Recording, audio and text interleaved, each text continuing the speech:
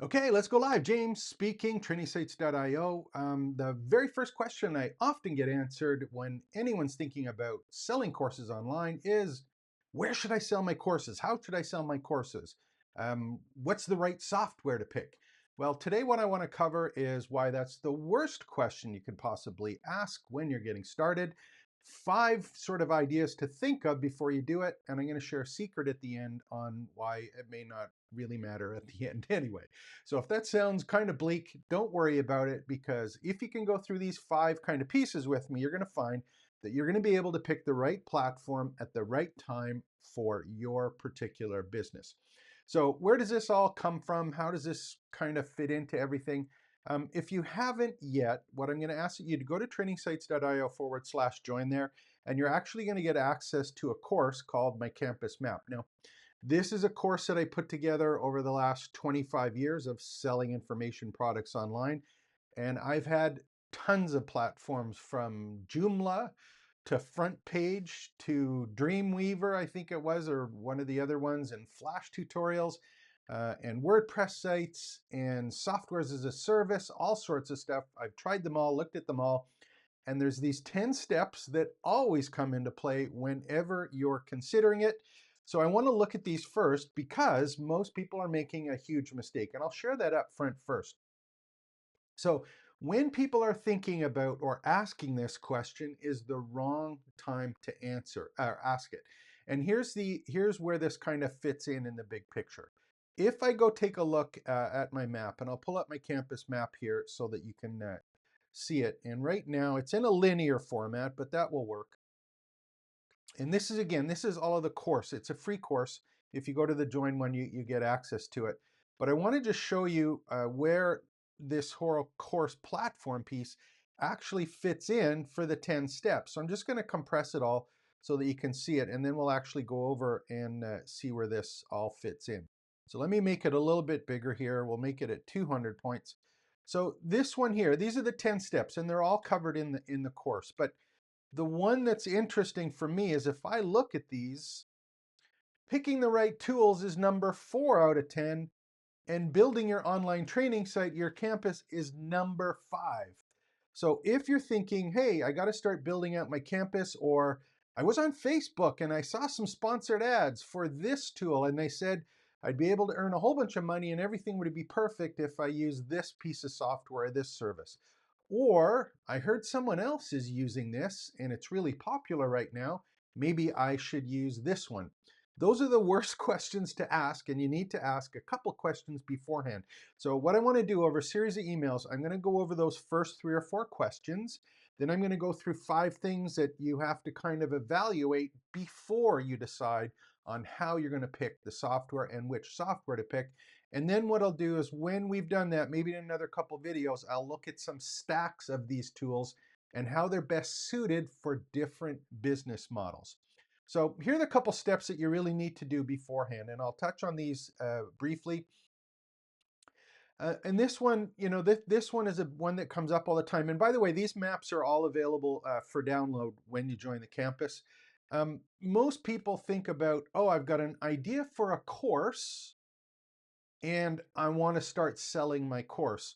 The first step is always pick a perfect topic, because selling or thinking of a course as a business is not accurate anymore.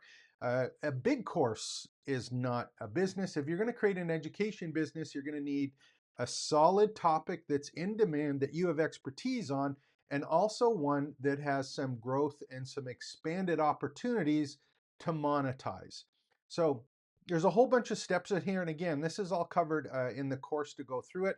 But we're talking about topic values and being able to create that topical content map, the 1, 10, 25, the best way to help, researching ideas. There's a ton of stuff that needs to be done there, and most people forget about it or don't even bother doing it. They go right to, how can I pick my software? Well, they don't even think about number 2, which is how to clarify the goals for 3 different people. The customers that you're going to be helping, what is their goal? You have to figure out what is your goal personally. How do I want to spend my time? What do I want to be doing? And then what is my business goal? So if you don't have a good topic, that you know is one that is saleable, if you don't have any kind of business model or business plan or know how people are going to consume things, it's useless going and trying to figure out a piece of software. And that really gets into number 3, and this is the most important part. Every different business model that is available to us has hundreds of choices on how it gets implemented, with hundreds of different pieces of software services all put together in some particular stack. So when you have your goals, when you have this put together, that's when you have to kind of figure out, I have a product for this people that needs to be delivered in this way to meet my goals, my personal goals, my customers' goals, and my business goals. Then what do I start thinking about doing? And that's when we get into picking the right tools. And these are the 4 in general tools that you're going to have to think about.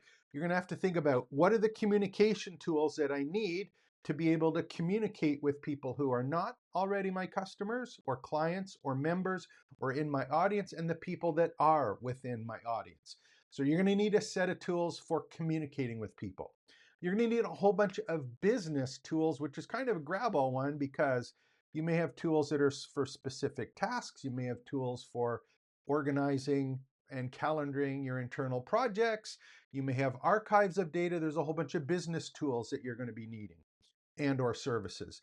You're also going to have CRM or customer relationship tools to keep track of your clients and customers and bill them and organize all of those things. For example, support tickets and being able to know when recurring tickets are coming up, or invoicing people. And all of this is dependent on your business model. And then finally, there's the course and the content tools.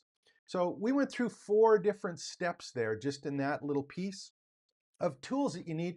We haven't talked about the actual plugins or systems or stuff that you need to sell the course or even create the course at this particular point.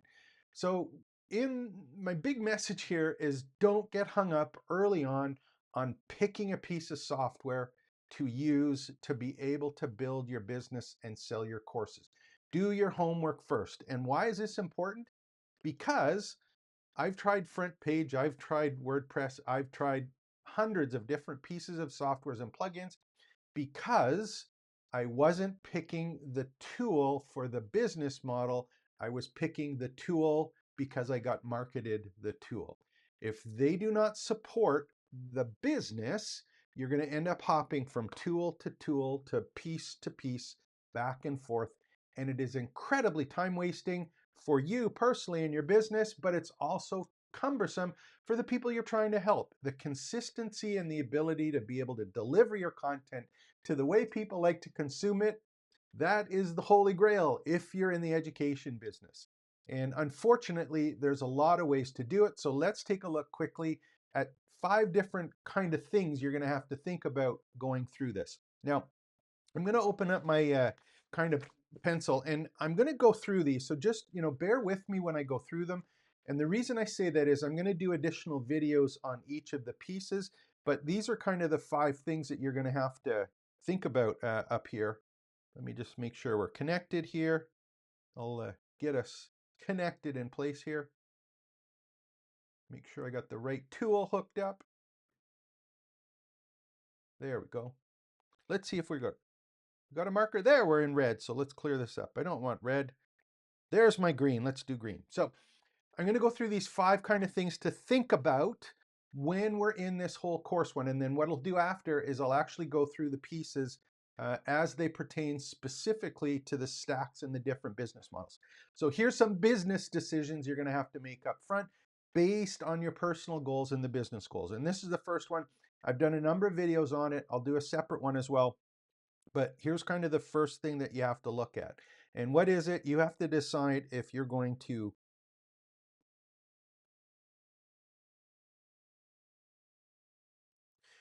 own your campus or your content and your content business, or you're going to rent space on someone else's platform. This is a decision that you don't make lightly, and this decision is determined by the 4 other pieces that are here. But just understand that when you're thinking of this in the big term and the long term, my personal choice is to own my content and my platforms. because it gives me more control and more flexibility on how I present it, market it, organize it, and run it. You can also quickly use a software as a service where you are renting space on someone else's platform. This happens very, very, very quickly. However, you are subject to their changes at their time and their business model as it's being successful. And I'll give you a quick example of how I deal with this personally, or I have dealt with it personally. This often happens when you're doing things like running shopping cart software to take payments as one part of your business. When I first started out, there was only PayPal. We used PayPal. Another piece of software came in, which was called QuickPay Pro. QuickPay Pro was really great for selling courses and virtual goods, and it was a software as a service for taking these payments. It worked with PayPal and a whole bunch of other credit card companies. So everyone that was just doing PayPal went to QuickPay Pro and used that service. They were great for 2 or 3 years, and then they ran into financial trouble. So what had to happen was another platform that did a little bit more got really popular. It wasn't as popular before, but it got popular, and that was called One Shopping Cart. And everyone piled onto One Shopping Cart. It was really, really good software. So if you had PayPal subscriptions at the start, and then you moved everyone over to QuickPay Pro, which was another service that lasted 2 or 3 years, then you tried to move everyone over to One Shopping Cart, which is another checking or way to take payments, but all of your products were there, actions, giving, download links, everything were in that shopping cart. That was great. Everyone used One Shopping Cart for quite a while, but it didn't have some features. There was another piece of software that came out that got really, really popular called Infusionsoft, which is now called Keep. My whole point is here is that if you owned the part about the billing and the managing on your site, it wouldn't require you to move everything from place to place to place as those businesses change. This is something that you may have already run into. If you get going at this, I have not seen any of the softwares as a service be popular forever and ever, and it will change. So my personal kind of thing is to make sure that you own it. Pros and cons to both. Speed is on the rent side, control is on the own side. So you've got to kind of figure that out, which one that you want to kind of figure out here. So that's the first piece. The other one I want to talk about, this one is actually, let me erase this a little bit. I'm going to erase this part right here. We'll do this part here. So that's an own rent. And then the other one that's here is that when you're looking at your business model, one of the things that is in the business model, I talk about building a personally branded campus, or a branded campus where my content ecosystem is what I'm focusing on. If you are going to be in an education business, I don't think it's just about a platform for courses anymore. It's for a place to hold your content, which may include your community, your resources, your downloads, your courses, your events. It's more than just selling courses. So you have to take a look at your business model on where you are today and where you want to be, and you want to think of three things. What are those three things?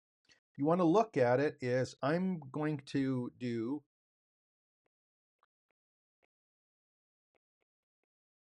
am I going to focus on a courses business, which is kind of what people have always done in the past? Am I going to do a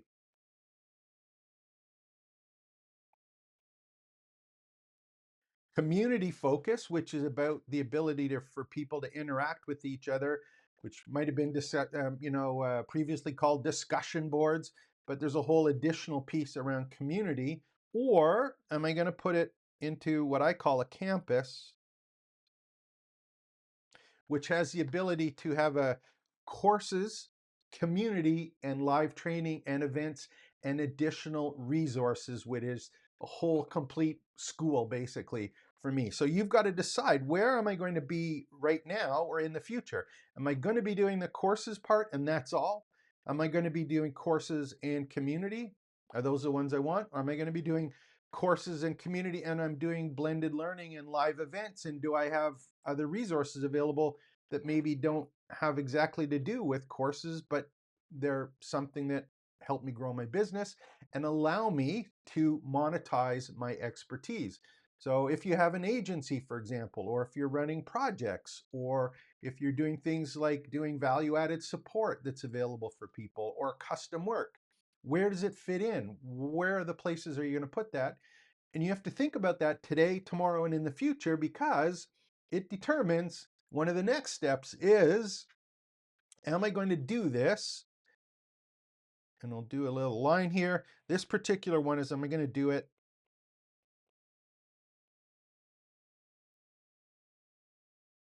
Is it going to be an integrated platform that I'm going to do it on? Or is it going to be a multi-platform?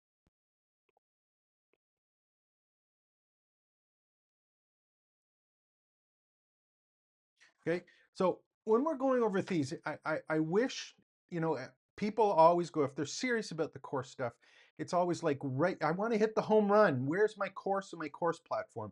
And you may be looking at the stuff we're going over here and you're going, I really don't need to do that. I kind of know what I want. Please take the time to go through this. I beg you, please take the time to go through this, because it may change completely. When you look at this, it may change what you had in as an idea for the business model, or the way that you thought that your business was supposed to be running.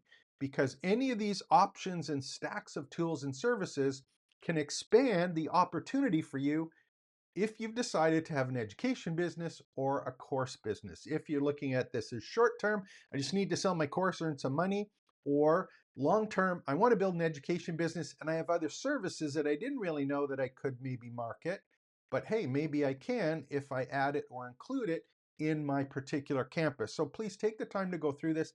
I hope, please take it. And if you have questions, make sure to go to trainingsites.il/join and ask for some help, or from, just some ideas, clarifications on some of these in the other videos, just so that you have them available to you.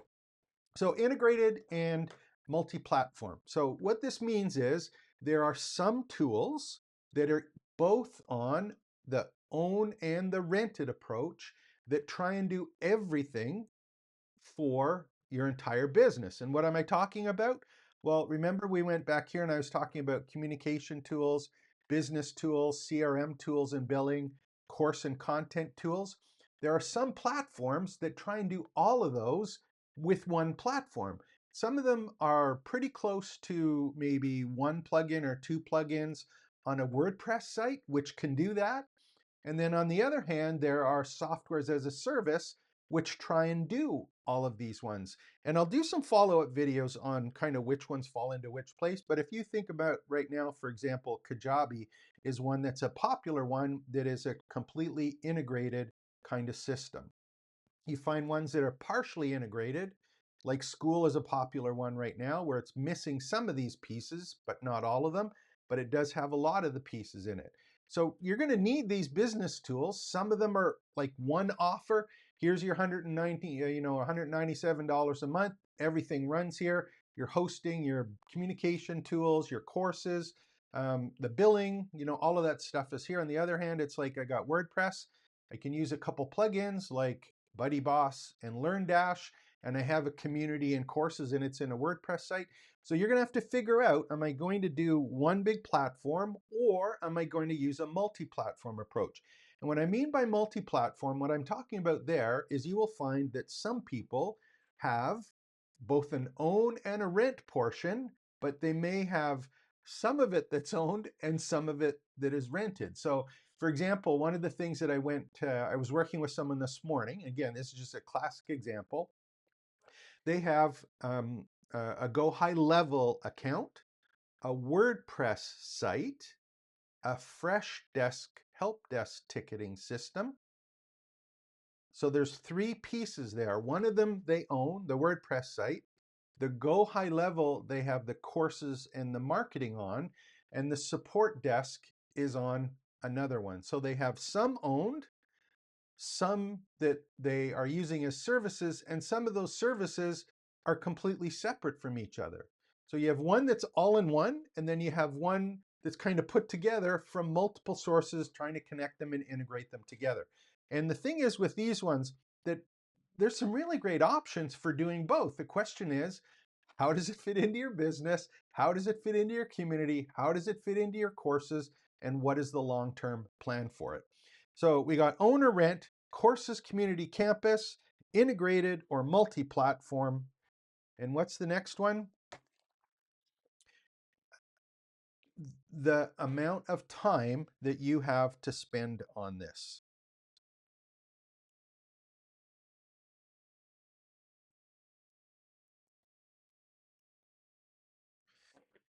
It's whether or not you have enough time to actually work on these, and if you have enough technical background to integrate or bring them together. And I'm talking about you personally and or the people that you have on staff. And this gets back to your business model, because if you've got a business model or a goal for something and you find that you need to do one of these different ways to put a platform together, you may need more technical support to do that, and you may need more time. But if you don't have the time and you don't have the technical support, that can change the one that you want. So what I'm going to do over the next couple of videos, what I want you to do on this one is I want you to kind of put a checklist together for yourself, and just take a look at the screen, right down on the screen right now, and just kind of figure out, where am I in this? Have I picked one already, or have I bought one of these already? And because I bought one or started one, does that mean that I have to put them or join them all together? Big question. So just do right now kind of an inventory of where you're at with that. And what we'll do after that is we'll get into the additional pieces here in the next couple of videos. And I want to show this to you now because, again, this is an education business. It's a 10-step campus blueprint and map that's here for you. And it is available for free to go and look at this. All of these maps are available. And here's the one that I think is where people um, can get overwhelmed and they may need some help. And that's why I put together our campus to clean this up for you. But number 5, building your online training site, your online campus. I've actually got 82 talking points in here.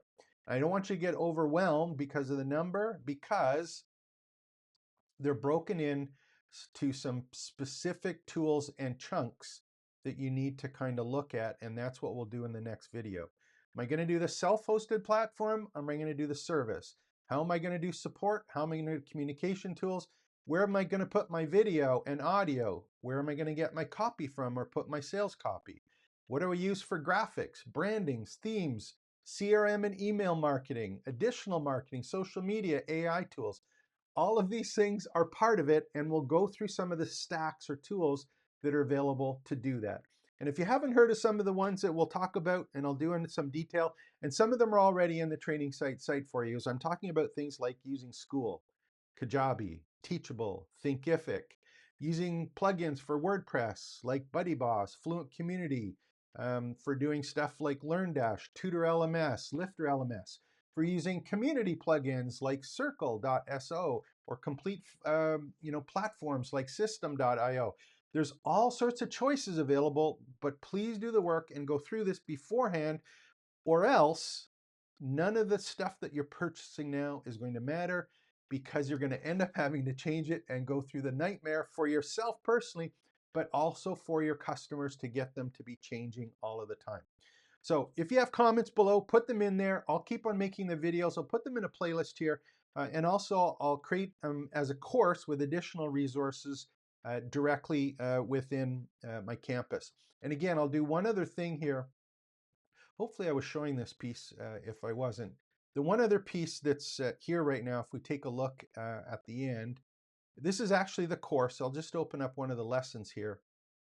And there we go. So you can see some of this is the actual course you get access to, but I do have all of these maps available as downloads where you can take a look at the checklist for this, the big map, all the individual steps are PDFs that you can actually download and play around with. So this stuff is here. You got to do the work. Is it an opportunity? Yeah, absolutely. But think a little more long-term and fit it into your business model, your goals, and your objectives, and also those of the people that you're trying to help. So I hope you enjoyed this. Any comments below? Let me know anything that you want to see, particular stacks, other than the ones that I've kind of mentioned already. I'll cover them all, and hopefully you'll be able to start, build, and grow the education business that you want. Take care. Expect the best. Like and subscribe, of course. and join the site.